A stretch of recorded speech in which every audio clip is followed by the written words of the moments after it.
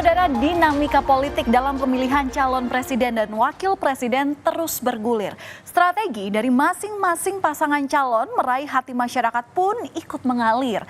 Meski ada wacana pilpres hanya berlangsung selama satu putaran, namun muncul pula sinyal untuk membentuk koalisi dalam menghadapi putaran kedua. Sinyal itu terjalin antara paslon nomor urut 1 Anies Mohaimin dengan pasangan nomor urut 3 Ganjar Mahfud.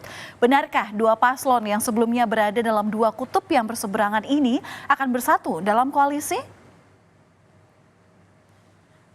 Perlu kita lihat, saudara, bahwa spekulasi koalisi antara Ganjar dan Anies ini muncul pasca debat ketiga Pilpres 2024 yang digelar oleh KPU beberapa waktu lalu.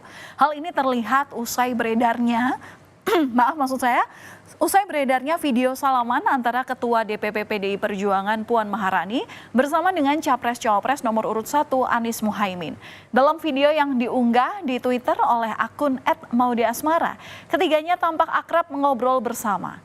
Namun apakah benar ini menjadi sinyal kuat kemungkinan koalisi Ganjar dan Anies bisa terjalin? Nah, calon wakil presiden nomor urut 1 Mohaimin Iskandar akhirnya buka suara. Pasca debat, Mohaimin menyebut akan bergabung dengan paslon nomor urut 3 jika lolos putaran kedua. Optimisme yang pernah dibangun untuk memenangkan satu putaran pada Oktober 2023 lalu kini seakan berubah setelah melihat dinamika politik yang telah berkembang. Menurut Caimin, meskipun wacana tersebut masih harus dikomunikasikan, Mohaimin berharap bisa bergabung untuk melakukan perubahan. Sementara soal obrolannya dengan Ketua DPP PDIP Puan Maharani pasca debat kemarin, Mohaimin hanya bilang bahwa obrolan itu sebagai sesama pimpinan dewan. Kita itu sangat berharap ya. Kalau Amin masuk putaran kedua, berharap untuk bergabung dalam upaya mewujudkan perubahan. Nah, tapi ini masih harus kita ajak bicara dan terus-menerus lakukan diskusi. Ya, sama-sama pimpinan dewan. Isu kemungkinan koalisi antara Ganjar Anies ini terus mengalir hingga komunikasi akhirnya terjalin. Sekretaris Tim Pemenangan Nasional Ganjar Mahfud, Hasto Kristianto, bahkan mengaku sudah menjalin komunikasi dengan Yusuf Kala. Komunikasi dilakukan menurut Hasto karena kedua paslon yakni nomor urut 3 dan 1 melihat adanya intimidasi. Namun Hasto juga menjelaskan akan membuka peluang kepada siapapun jika memang nantinya Ganjar Mahfud masuk ke putaran kedua.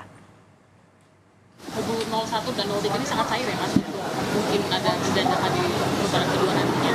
Ya kalau Ibu Mega memang selalu mengajarkan tentang pentingnya persatuan dan itulah yang ditunjukkan oleh Ibu Mega. Maka sudah ada komunikasi antara TPN atau PDIP dengan kubu Pak Prabowo atau Mas Anies terkait potensi putaran kedua ini? Jadi tim hukum kami memang sudah membangun komunikasi. Saya sendiri pernah bertemu dengan Bapak Yusuf Kala, di mana beliau juga sangat mengkhawatirkan terhadap kecenderungan pemilu yang sepertinya sudah bergeser, tidak lagi menempatkan rakyat yang berdaulat untuk menentukan pemimpinnya. Jika benar kubu 01 berkoalisi dengan 03 di putaran kedua, hal ini tentu saja menjadi dinamika politik yang bisa dikatakan drastis. 1 tahun yang lalu, tepatnya sekitar bulan Februari 2023, Sekjen PDIP Hasto Kristianto sempat memastikan bahwa partainya tidak akan membangun kerjasama politik dengan Nasdem, Demokrat, dan PKS karena faktor antitesa dari Presiden Joko Widodo. Koalisi maksudnya bergabung dengan koalisi yang tidak mengusung antitesa Pak Jokowi. Sehingga kami jelas berbeda dengan Nasdem, Demokrat, dan PKS yang telah mengusung Bapak Anies Baswedan. Ya karena faktor antitesa Pak Jokowi, ya tidak mungkin bergabung. Ya, karena kita lihat dari Jakarta tidak ada kesinambungan, ini Mas Jarod saksinya. Mana ada kesinambungan. Ya, namanya juga politik, perjalanannya akan terus dinamis. Ngomong-ngomong soal sinyal koalisi, Wakil Presiden ke-10 dan 12 Yusuf Kala juga ikut angkat bicara. Yusuf Kala sudah memperkirakan Pilpres akan berlangsung 2 putaran.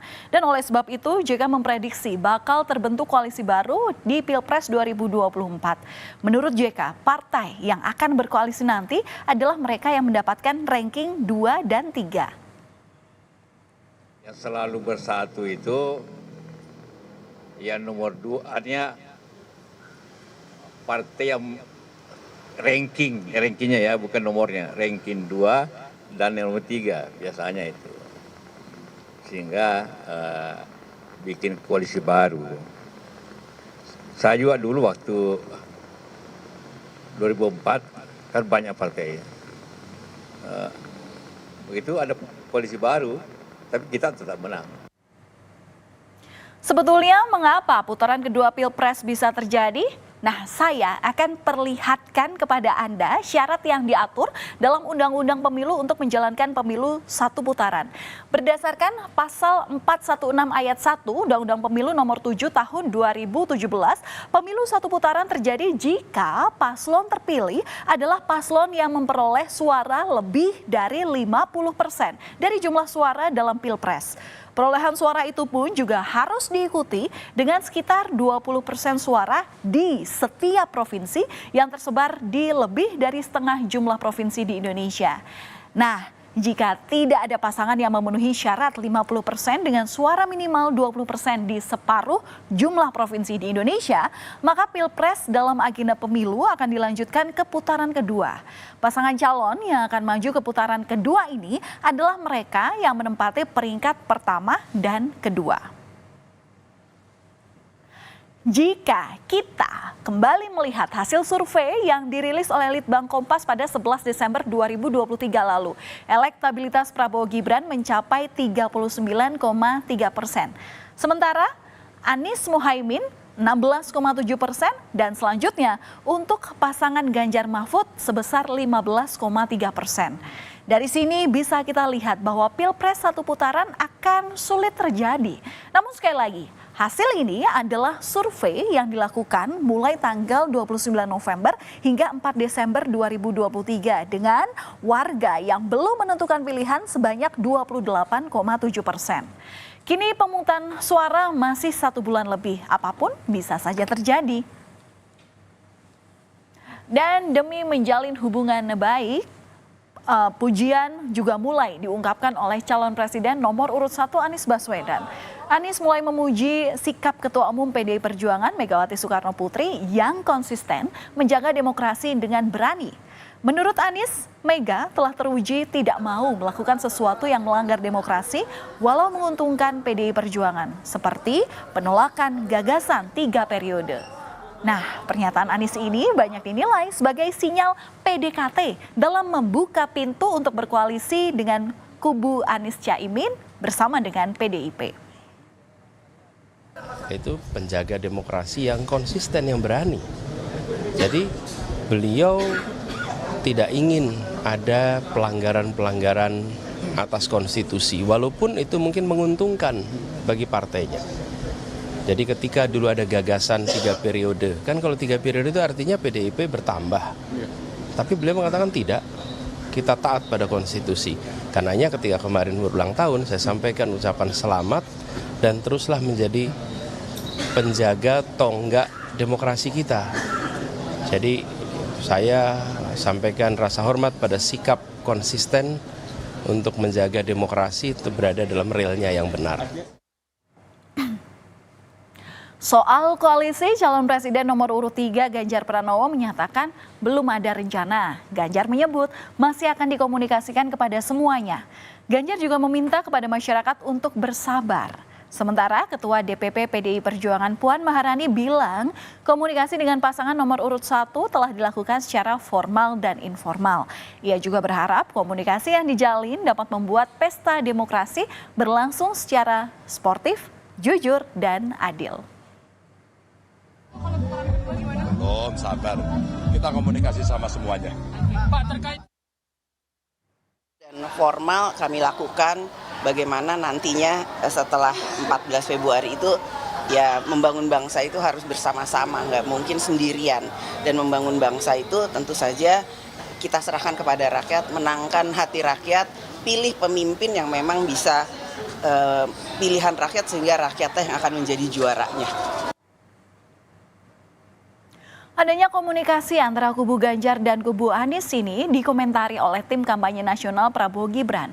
Jubir TKN Prabowo Gibran, Andre Rosiade, mengaku tak masalah dengan komunikasi yang dilakukan oleh keduanya. Andre bahkan menyebut komunikasi yang terjalin itu menjadi bentuk pembenaran keunggulan Prabowo Gibran di antara kedua paslon lain. Andre bahkan menyinggung hasil survei elektabilitas Prabowo yang saat ini berada di posisi teratas. Dengan pertemuan mereka bahwa membenarkan bahwa Pak Prabowo itu unggul sesuai dengan lembaga-lembaga survei yang terpercaya itu, yang menyatakan Pak Prabowo sudah mendekati angka 50%, Pak Prabowo berpotensi menang satu putaran.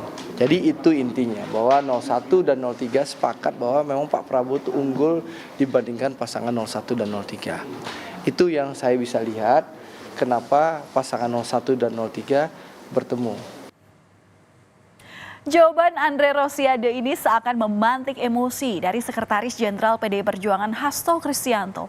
Pernyataan tim kampanye nasional Prabowo Gibran yang menyebut adanya komunikasi pasangan nomor 1 dan 3 membenarkan bahwa pasangan nomor 2 lebih unggul. Dijawab oleh Hasto unggul bahwa dalam hal emosi. Menurut Hasto, hal ini terbukti dari adanya laporan pasca debat dan emosi Prabowo yang terjadi akhir-akhir ini. Pasangan 02 unggul dalam emosi, unggul di dalam menyampaikan kata-kata yang tidak pantas, unggul di dalam melakukan intimidasi, sampai habis debat pun harus dilaporkan ke Bawaslu. Itu artinya tidak menghormati suatu nilai-nilai demokrasi. Bagaimana debat harus dilaporkan ke Bawaslu? Itu pemaparan suatu ide gagasan untuk rakyat. Itu menunjukkan bahwa pasangan 02 tim kampanyenya sangat panik.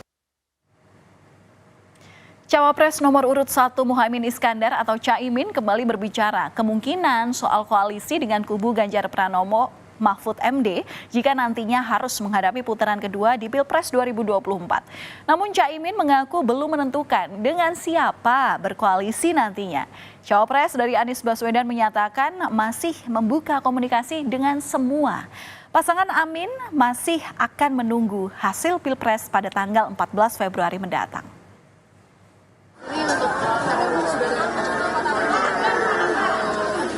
Belum. Tapi pembicaraan dan komunikasi itu biasa, harus terus dilakukan pembicaraan, tapi bahwa siapa mau siapa kita belum tahu hasilnya. Komunikasi dengan siapa, Gus? Belum. Kita membuka komunikasi dengan semua. Dinamika politik mungkin masih akan terus terjadi menjelang pemungutan suara yang nantinya akan dilakukan pada pertengahan Februari mendatang. Apapun keputusan politik dalam Pilpres 2024 ini tentu sangat diharapkan demi kebaikan masyarakat. Jangan sampai pemilu presiden yang berlangsung 5 tahun sekali menjadi ajang mencari kekuasaan politik.